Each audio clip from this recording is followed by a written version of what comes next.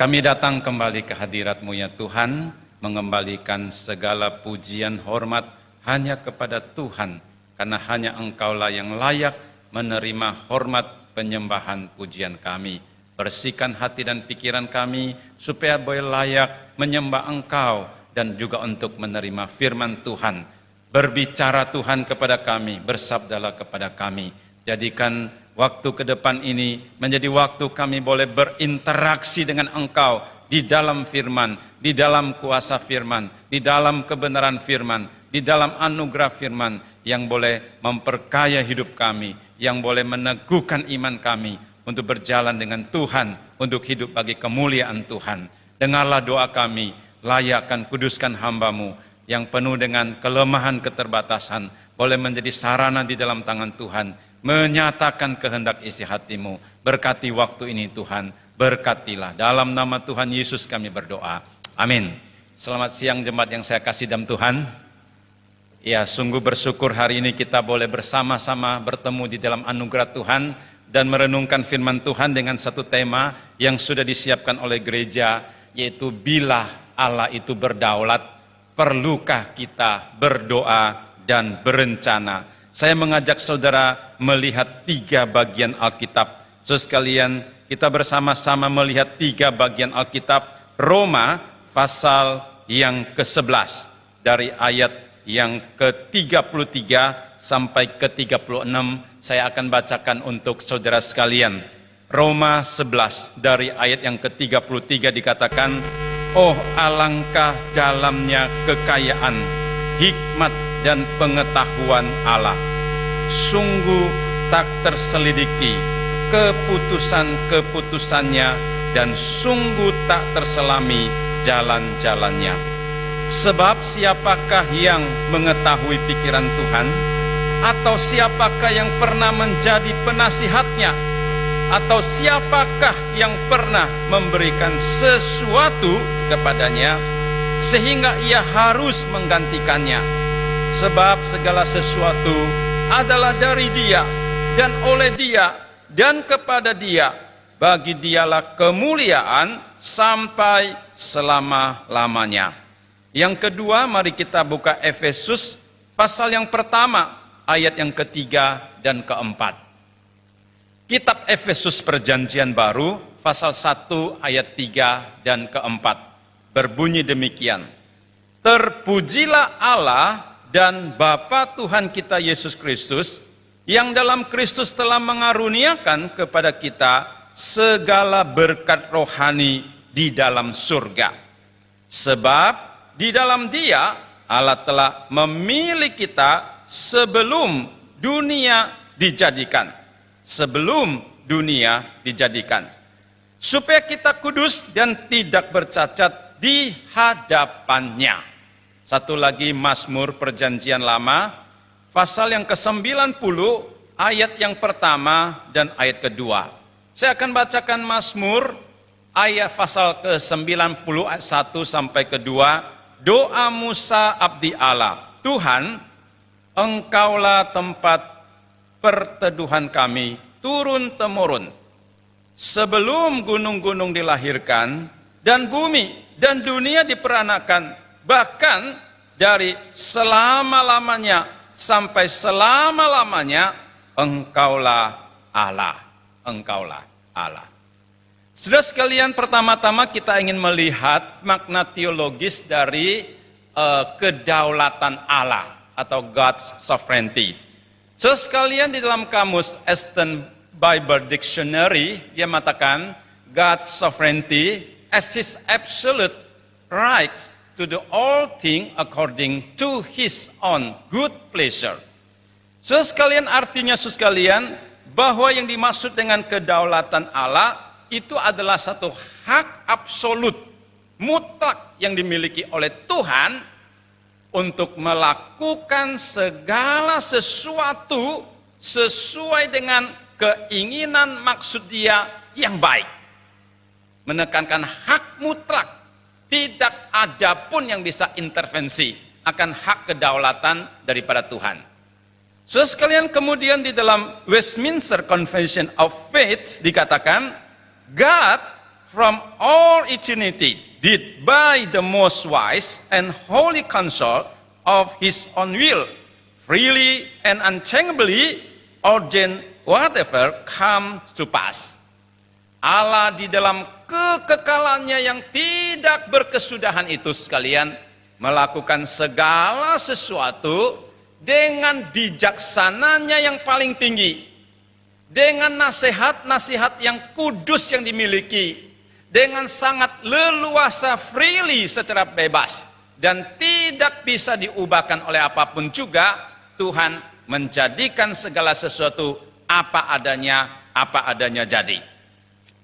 Kedaulatan Allah berbicara tentang kekuasaan Allah yang mutlak, berbicara tentang kedaulatan Allah yang kekal untuk melakukan segala sesuatu seturut dengan kehendaknya, dan Allah merencanakan, merancangkan segala sesuatu yang baik di dalam kedaulatan kekekalan waktu bagi segala umat manusia dan di dalam alam semesta ini.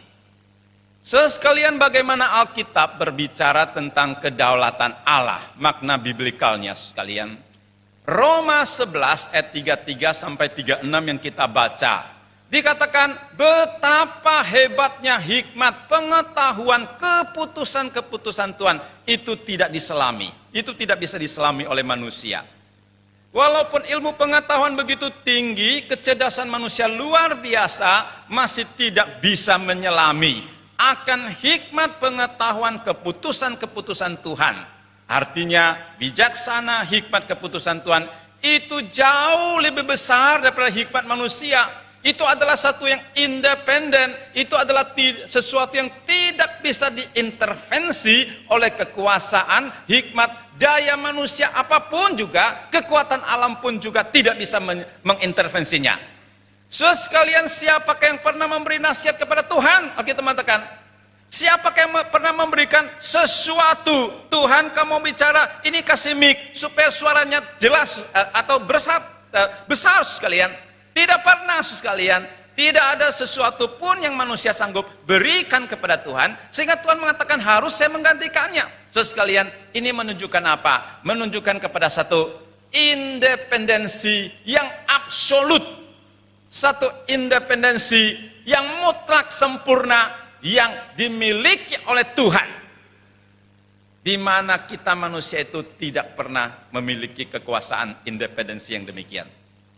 Saudara, hari ini kita hidup berada, kita tergantung kepada banyak sekali hal.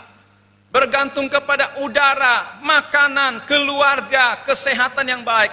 Ini semua syarat-syarat yang harus kita penuhi supaya kita eksis, kita berada, kita bisa berdiri, kita bisa berbicara, kita bisa melakukan segala sesuatu. Itu ditopang oleh segala unsur-unsur kehidupan yang mengakibatkan kita bisa eksis.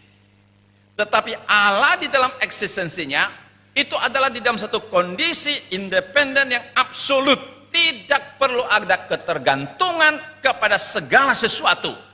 Itu yang menjadikan dia berdaulat penuh, berkuasa penuh di dalam seluruh pemerintahannya. Dan dikatakan segala sesuatu adalah dari dia, oleh dia dan untuk dia.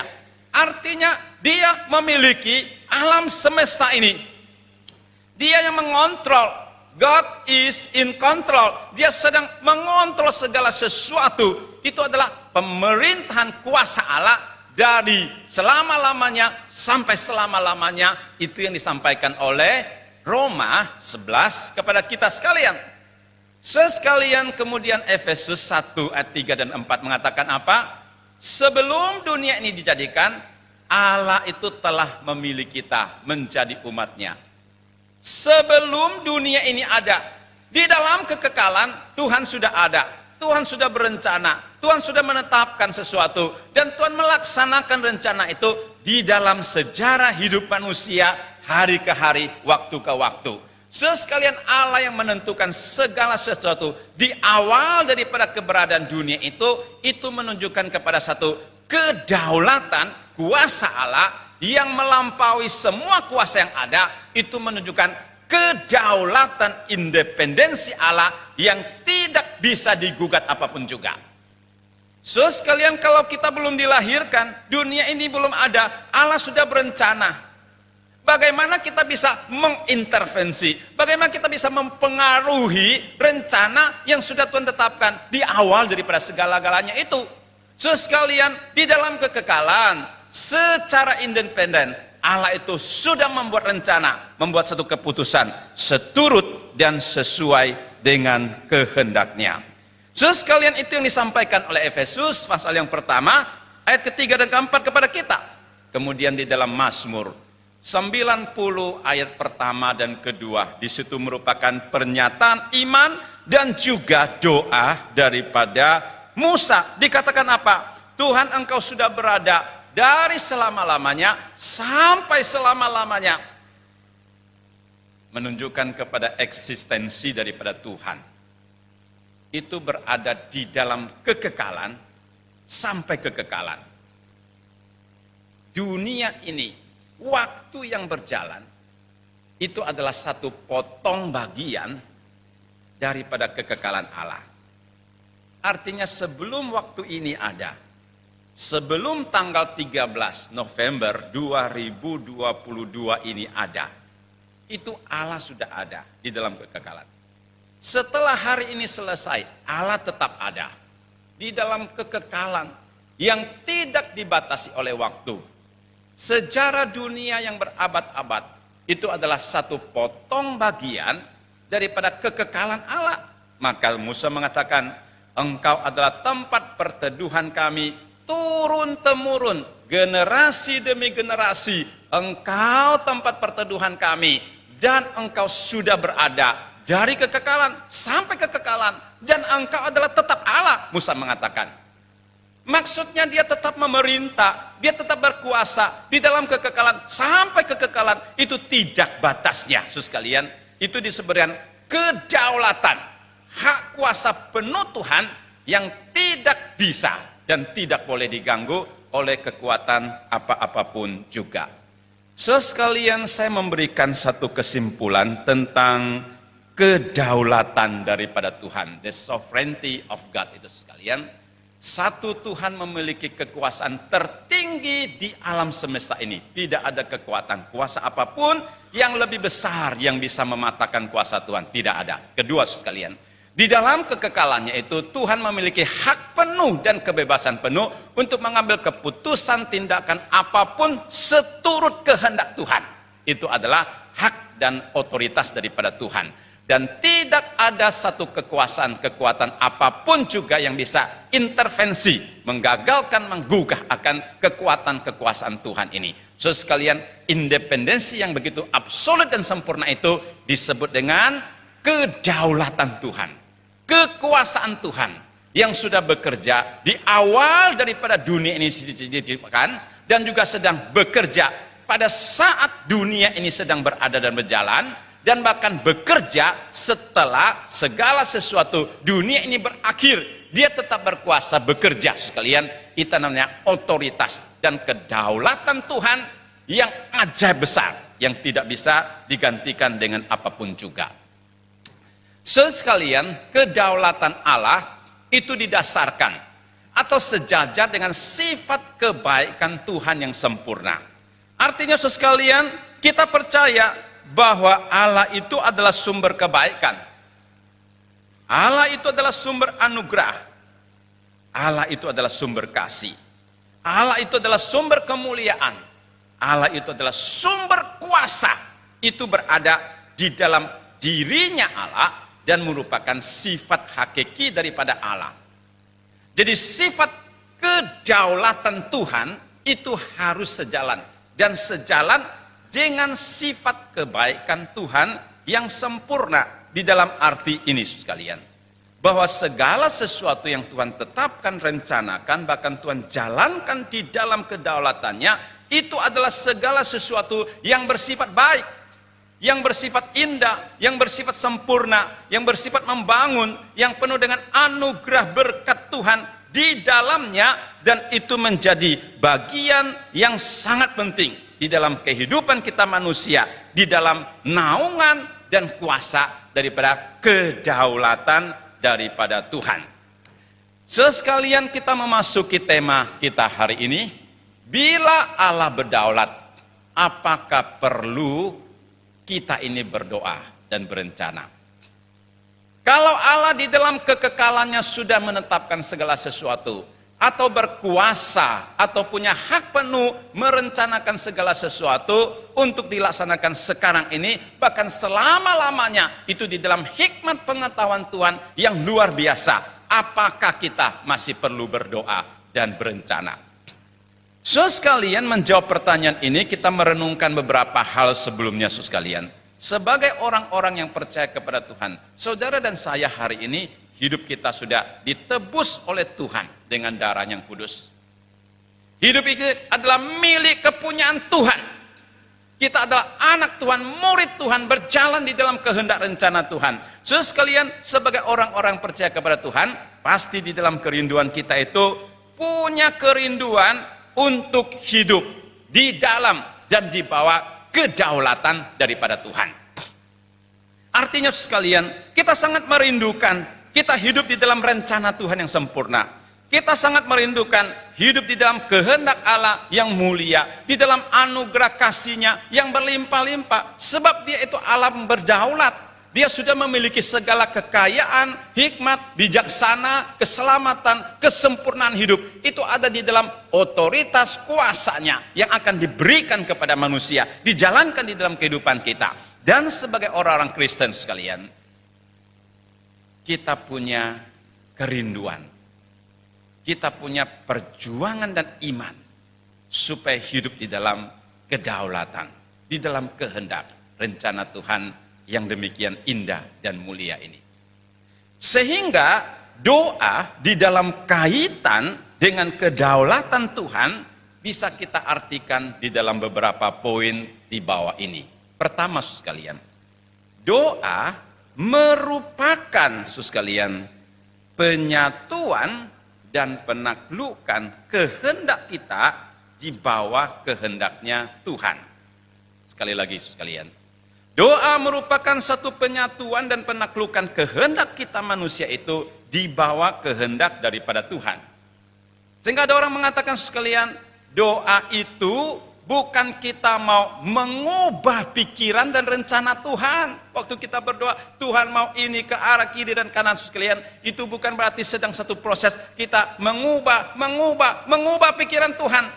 Kalau negosiasi, oke, bisa, termasuk juga sebentar ada G20 yang di Bali sekalian. Itu satu proses negosiasi, sidang rapat manusia dengan manusia untuk saling mempengaruhi dengan ide kekuatan masing-masing sehingga mengubahkan segala sesuatu. Itu manusia, itu rapat, itu sidang sekalian secara manusia. Tetapi doa itu sekalian bukan kemampuan kita untuk mengubah dan mengarahkan pikiran Tuhan seturut dengan kemauan dan pikiran saya.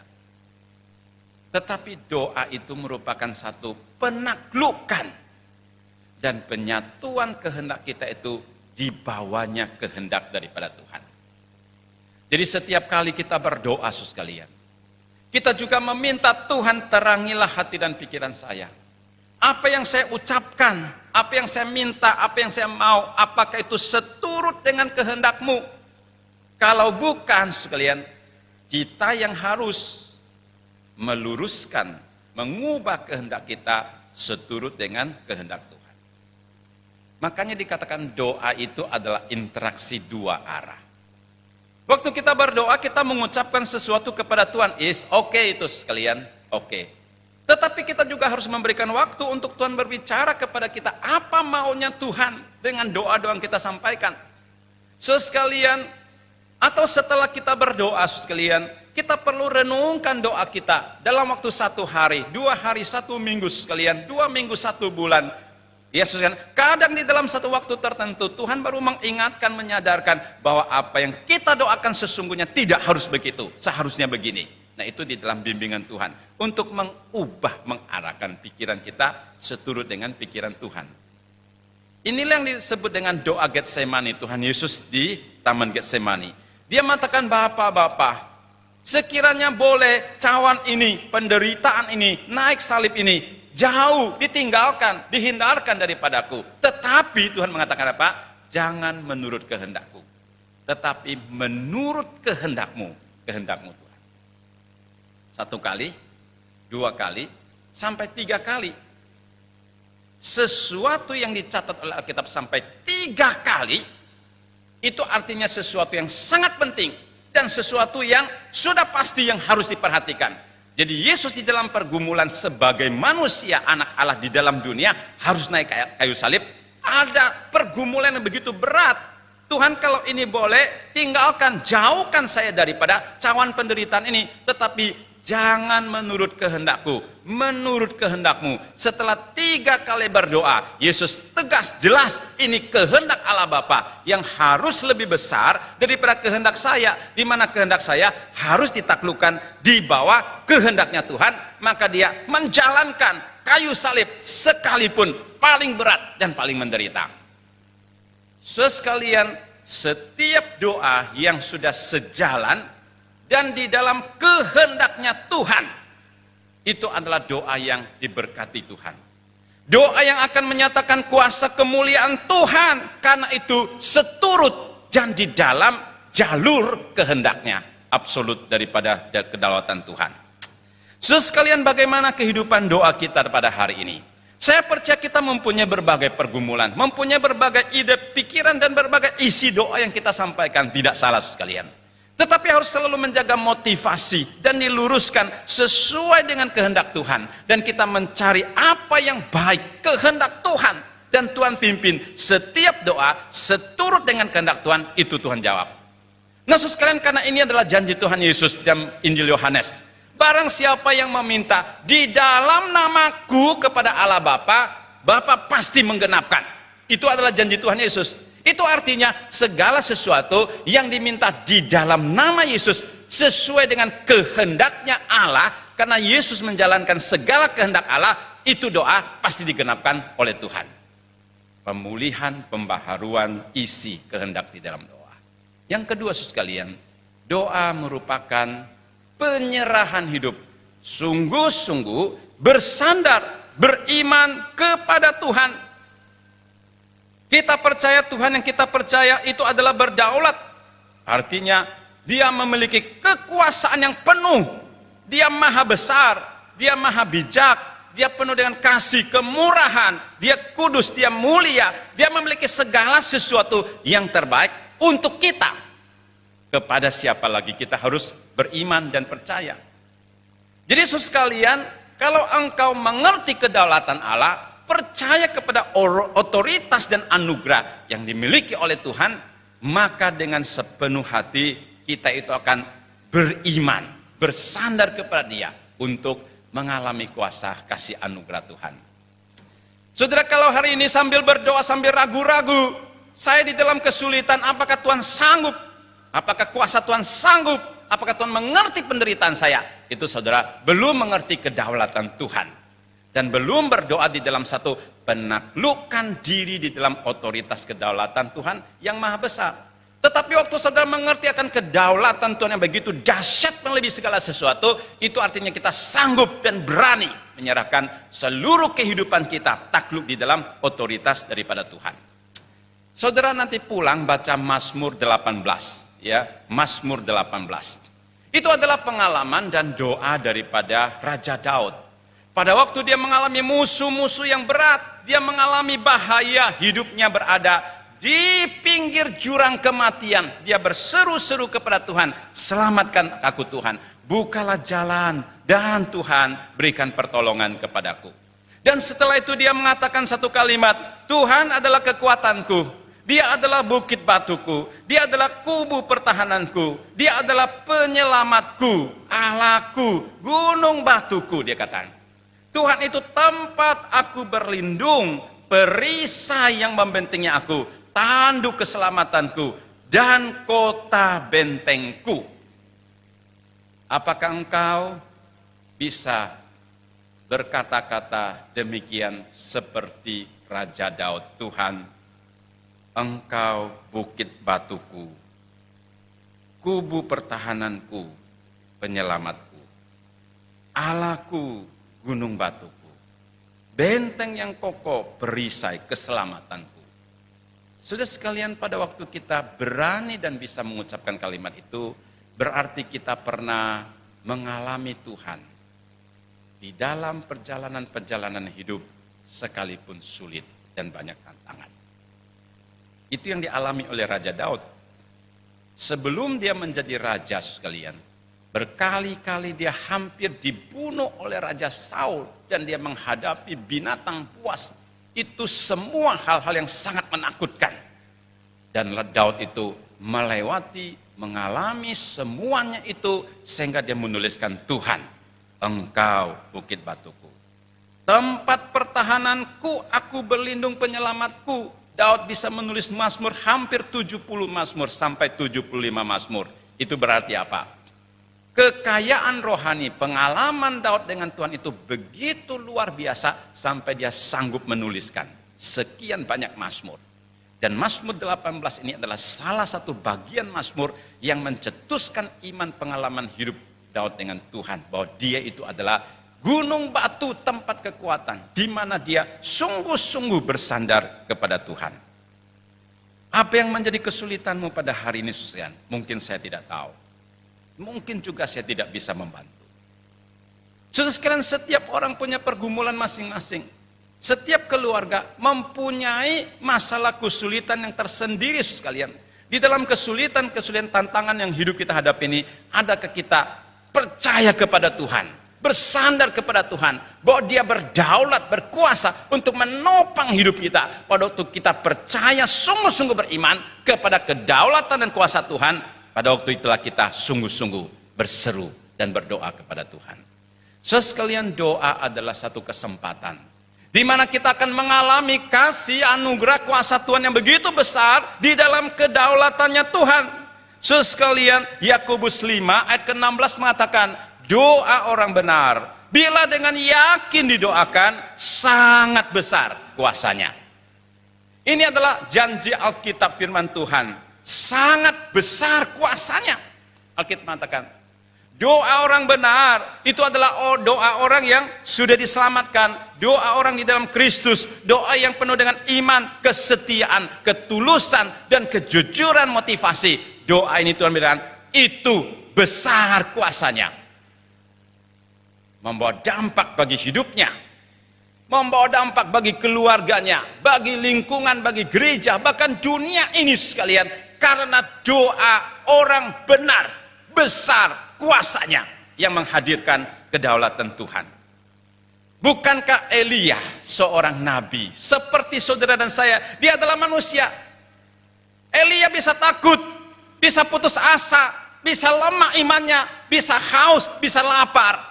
Tetapi Alkitab mengatakan dia adalah orang benar yang berdoa dengan iman. Tuhan, jangan turunkan hujan 3 tahun 6 bulan di tengah-tengah bangsa Israel, karena bangsa ini sudah murtad dan jahat. Nyatakan kuasamu, dan Tuhan melakukannya. 3 tahun 6 bulan. Saudara bilang, Tuhan turunkanlah hujan. Nyatakan kuasa kemuliaanmu. Tuhan turunkan hujan. Sekalian, sehingga dikatakan seperti Elia, doa orang benar itu sangat besar kuasanya apabila didoakan dengan yakin. Doa yang seturut kedaulatan, seturut dengan kehendak kuasa Tuhan, itu adalah doa yang besar kuasanya, yang membawa dampak kebangunan rohani, yang membawa dampak kebaikan bagi umat manusia, bagi kita sendiri juga. Sehingga kita harus berlutut di hadapan Tuhan, benar-benar memohon Tuhan mampukan kita berdoa. Ya, seturut dengan kehendak Tuhan, menjadi orang yang benar, berdoa di dalam kehendak-Mu. Sekalian, Josh Muller adalah seorang bapak iman yang luar biasa. Dia membuka panti asuhan dengan ribuan anak-anak panti asuhan. Sekalian, dia harus memberi mereka makan setiap hari 3 kali. 3 kali sekalian. Itu perlu dana, perlu subsidi yang luar biasa. 1 hari sekalian. Menjelang jam makan sekalian, makanan belum ada, dapur kosong. Tapi waktu berjalan, detik demi detik berjalan, menit lebih berjalan, sebentar lagi harus makan, tetapi tidak ada makanan. Bagaimana caranya? Dikatakan Josh Muller berdoa minta Tuhan berbelas kasihan, ini belum ada makanan. Dan setelah itu di dalam catatan riwayat hidupnya yang real sekalian, bukan satu cerita fiksi. Di dalam cerita real, setelah dia berdoa ada satu mobil box yang membawa roti sekalian, bawa ke panti asuhan itu. Kenapa dibawa ke sana? Karena ini produksi lebih atau produksi yang salah order apa, sehingga pemilik utuskan kasih ini kepada Josh Muller.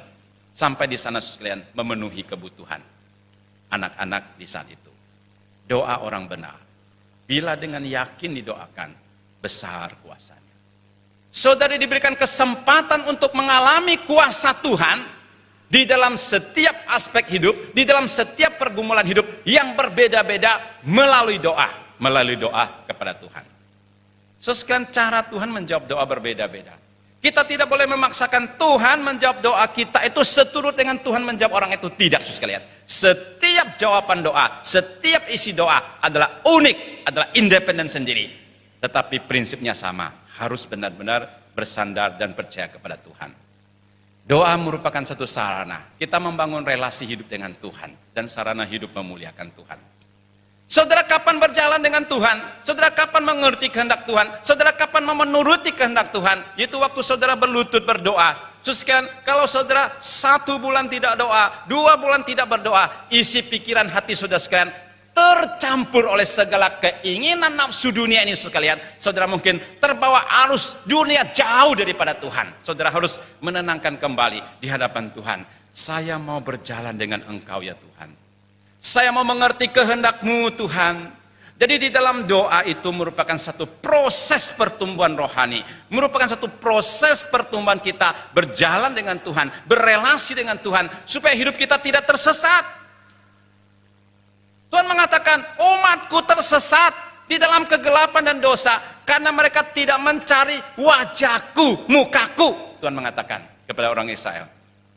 Sekarang bagaimana hidupmu sekalian? Adakah berjalan dengan Tuhan, mencari wajah Tuhan di dalam doa, permohonan, dan kerinduan yang sungguh-sungguh kepada Tuhan? Itu menentukan kualitas spiritual daripada saudara.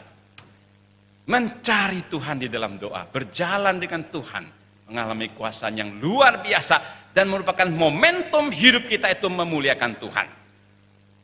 Pada waktu saudara bisa berdoa, mengerti kehendak Tuhan, melakukannya, maka kuasa anugerah Tuhan itu dinyatakan. Waktu kuasa anugerah Tuhan dinyatakan di dalam hidup saudara, orang akan melihat kemuliaan Tuhan.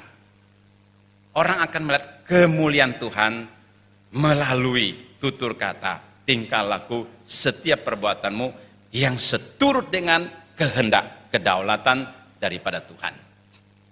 Itulah sebabnya di dalam doa Bapa kami Tuhan mengatakan, datanglah kerajaanmu, jadilah kehendakmu di bumi seperti di surga. Sekalian, bagaimana kehendak kerajaan kemuliaan Tuhan bisa hadir nyata di dalam dunia hari ini, di tempat ini sekalian, itu melalui hidup saudara, itu melalui doa kita yang menggenapkan, yang mencari kehendak Tuhan, dinyatakan, realisasikan di dalam hidup ini. Maka itu datangnya, namanya datanglah kerajaanmu. Jadilah kehendakmu di surga yang begitu sempurna, kemuliaanmu di surga yang begitu sempurna, itu hadir di dalam dunia, di dalam kehidupan kita sehari ini. Caranya bagaimana sekalian? Tuhan bukan kirim jet khusus datang untuk menyatakan kemuliaannya, tetapi melalui hidup saudara yang berdoa seturut kehendaknya dan melakukan kehendak Tuhan. Sekalian, doa itu begitu penting sehingga Tuhan memberikan perintah kepada kita. Tetaplah berdoa. Di dalam segala situasi, di dalam segala keadaan, hendaklah engkau berdoa. Karena barang siapa yang meminta, Tuhan akan memberi. Barang siapa yang mencari, dia mendapat. Barang siapa ketok pintu, Tuhan akan bukakan pintu sehingga dia mendapatkan apa yang dirindu doakan. Biarlah Tuhan memberikan kepada kita satu kebangunan doa, iman hati doa yang mencari Tuhan di dalam kedaulatan dan melakukan kehendak Tuhan dengan sungguh-sungguh. Sekarang poin yang kedua yang mau kita bicarakan tentang berencana, ya, di dalam kedaulatan Tuhan, di dalam kaitan dengan kedaulatan Tuhan. Kalau Tuhan sudah maha besar, maha kuasa, merancang segala sesuatu di dalam kekekalan, bahkan untuk kekekalan, bisakah, perlukah kita berencana?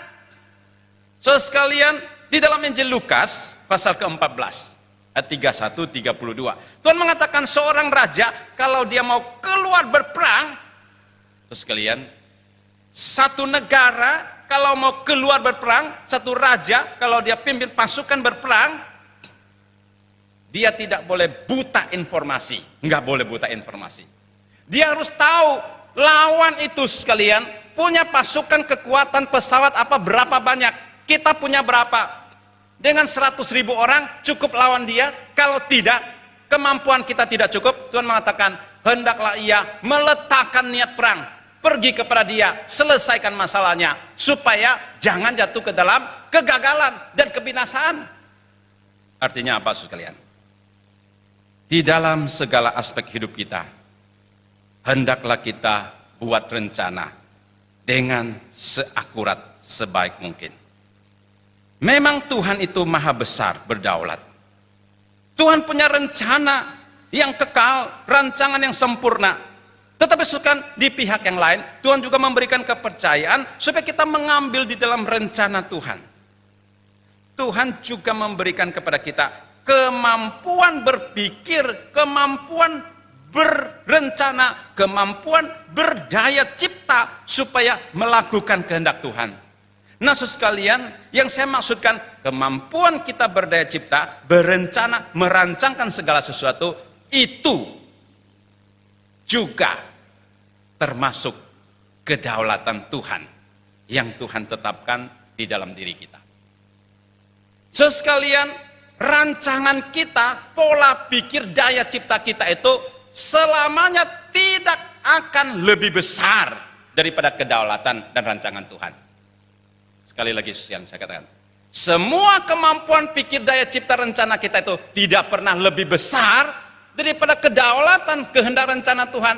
Karena kehendak rencana Tuhan itu menetapkan, memberikan kita kemampuan untuk berpikir. Kemampuan berpikir dan sebagainya itu merupakan bagian proses kita melaksanakan kedaulatan daripada Tuhan. Nah, itulah sebabnya saudara sekalian, kita perlu berencana dengan sebaik-baiknya. Saudara sekalian, saya memberikan beberapa petunjuk bagaimana kita membuat rencana dengan tepat dan baik di hadapan Tuhan. Saudara sekalian, menurut rencana, membuat rencana yang seturut dan sejalan dengan kebenaran firman Tuhan. Saudara bisa mempunyai berbagai ide rencana yang baik. Saudara sekalian, harus disesuaikan dengan menurut firman Tuhan. Firman Tuhan, seluruh isi Alkitab itu adalah kehendak Tuhan, itu adalah kedaulatan Tuhan, di mana kita harus sejajarkan, selaraskan kehendak, pikiran, rencana kita itu di dalamnya. Satu. Kedua, saudara sekalian, berdoa supaya Roh Kudus memimpin. Orang yang sudah percaya kepada Tuhan itu punya Roh Kudus di dalam diri kita, sehingga kita tidak berjalan sendiri dan tidak boleh berjalan sendiri.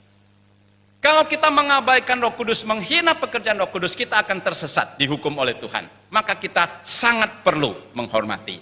Dan Alkitab mengatakan, jangan mendukakan Roh Kudus. Roh Kudus akan memimpin. Saudara punya kehausan, kerinduan, Roh Kudus akan menuntun bagaimana berencana dengan baik. Memiliki motivasi yang tulus dan murni di dalam membuat rencana. Saudara harus yakin yang dibuat segala sesuatu bukan untuk keegoan, untuk merusak sesama, untuk menghancurkan sesama, untuk menghancurkan pekerjaan Tuhan. Semua motivasi yang salah itu harus ditinggalkan. Dengan motivasi yang tulus dan jujur. Rencana kita itu akan diluruskan, dipimpin Tuhan dan terlaksana.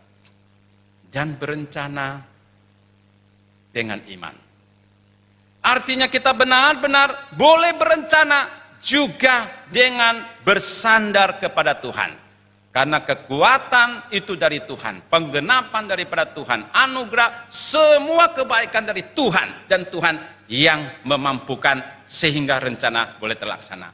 Sehingga waktu kita buat rencana itu apapun juga, itu harus ada di dalam suatu kerangka iman, bersandar kepada Tuhan. Sekalian, bagian yang terakhir sekalian, dikatakan sekalian, di dalam masa-masa pandemi ini, masa-masa pasca pandemi ini, bagaimana kita menghadapi satu situasi masa yang kita sebut dengan new normal ini, saudara sekalian. Berluka, bisakah kita buat rencana-rencana? Saudara sekalian, saya memahami di masa-masa pandemi ini begitu banyak pergumulan hidup yang kita hadapi, bahkan tekanan, saudara sekalian. Banyak hal yang tidak terduga terjadi di depan mata kita secara realita, sehingga banyak orang harus mengubah arah hidup, pekerjaan dan sebagainya, saudara sekalian. Apakah kita boleh berencana? Boleh. Saudara sekalian, seturut dengan beberapa prinsip yang saya sampaikan, kita harus berencana, kita sungguh-sungguh berencana ke depan harus bagaimana. Mungkin kondisi situasi bisnis berbeda dengan cara sebelumnya. Di situ kita minta bimbingan Tuhan untuk menata kembali bisnis, kehidupan rumah tangga, relasi suami istri, di tengah-tengah kehidupan gereja, pelayanan, penginjilan sebagainya. Itu perlu satu penataan, perencanaan yang baik di dalam hikmat bijaksana Tuhan, supaya Tuhan jadikan berhasil segalanya untuk kemuliaan Tuhan. Tuhan berdaulat, puji Tuhan. Dia Maha besar, Maha kuasa, penuh dengan rahmat, kasih, anugerah, kemuliaan. Puji Tuhan. Itu adalah Tuhan yang kita percaya. Tuhan Allah Tritunggal, Allah Bapa, Allah Anak, dan Allah Roh Kudus. Tuhan yang berdaulat penuh. Dan biarlah kita mengalami kedaulatan kuasa Tuhan yang luar biasa melalui kehidupan doa yang sungguh-sungguh, perencanaan yang sungguh-sungguh, sehingga seluruh hidup kita itu sungguh-sungguh diberkati, diperkenankan Tuhan.